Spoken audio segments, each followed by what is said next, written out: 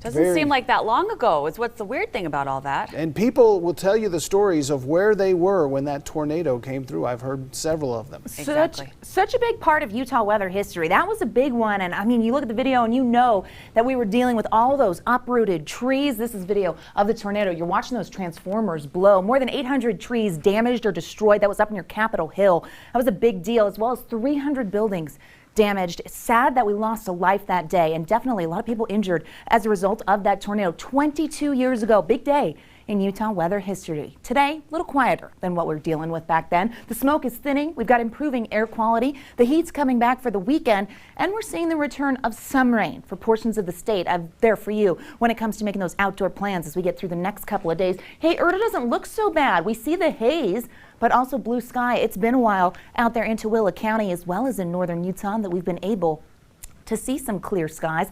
Futurecast smoke shows us thicker smoke in the southern portion of the state, lighter throughout the Beehive State, which is good news there. We want to keep the mixing. We want to get this smoke out of there. The wind direction change is really going to help us, which means we will be able to kind of clear as a high sets up in the Four Corners area. Some thicker smoke does move in by tomorrow morning in the northwest corner of the state, so a heads up there. You will see those impacts. Air quality impacts starting to lessen. We're seeing more counties pop into the moderate range for tomorrow. That includes Cache Valley, Box Elder, Weber County, and Tooele County. We could see some stubborn smoke bring unhealthy air in eastern Utah and portions of the Wasatch Front, including Utah and Salt Lake County. Down south, moderate air expected. That's where we are seeing some isolated storms out there right now. Temperatures made it to 92 in Salt Lake. We're looking at the 90s for the next couple of hours, eventually falling into the 80s tonight with fairly clear skies and that thinning smoke. Good news there.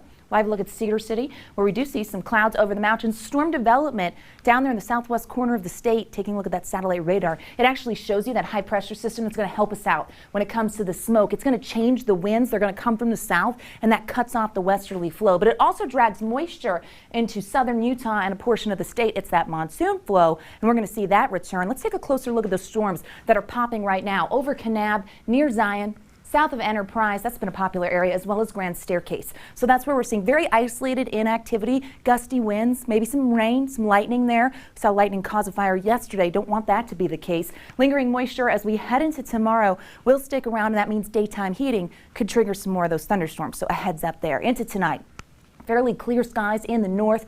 Smoke in northern Utah starting to lighten a little bit. More moisture with more cloud cover as we head into our Thursday, but high pressure still in control. So temperatures going to heat up. We know that we're going to get hot as we get through the next couple of days. Heading into Friday, that high really takes over what's going on in the Beehive State, and you're going to see storms in and around Utah with the high over us. That's where we could see another triple-digit day in northern Utah, and the heat down south. Some of that daytime heating could lead to some storms. Speaking of storms, flash flood potential for tomorrow possible. It's Zion and Bryce Canyon, so if you're out there trying to get that last trip in before the school year, keep your eyes to the skies because we know that these storms can pack a punch. 90s for tomorrow, upper 90s at that in Salt Lake, getting to 98, 102 in Moab, 103 in St. George. Hazier conditions, not quite as smoky, which is good news there. Taking a look at the next 7 days in Washington County, you're going to be able to see those numbers climbing into the triple digits. Slight chance of a storm for the next several days as we head towards the weekend. That monsoon push becomes more well-defined. Scattered storms return to the south as we make it into next week. So a heads up also for the Wasatch Front. We do have potential of seeing some isolated activity, not before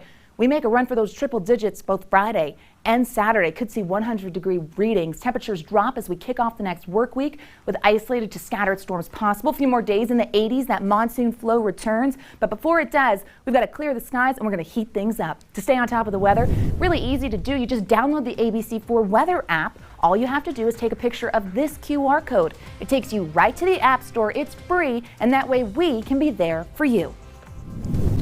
Thanks.